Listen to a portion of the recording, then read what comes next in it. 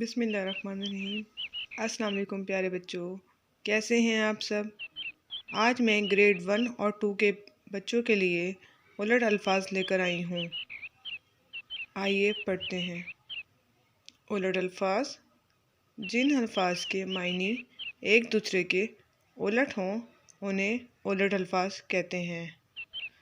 जैसे दिन का उलट रात है, ताकतवर का उलट कमज़ोर है, जवान का उलट बूढ़ा है।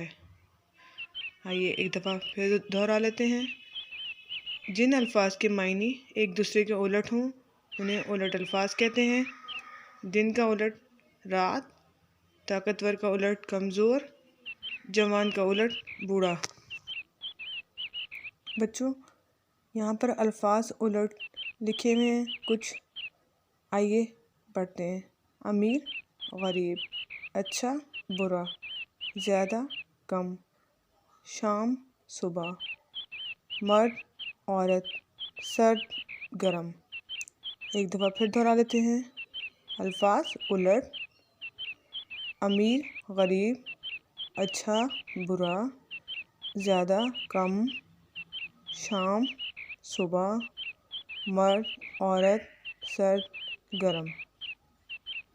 उम्मीद है आपको समझ आ गई होगी।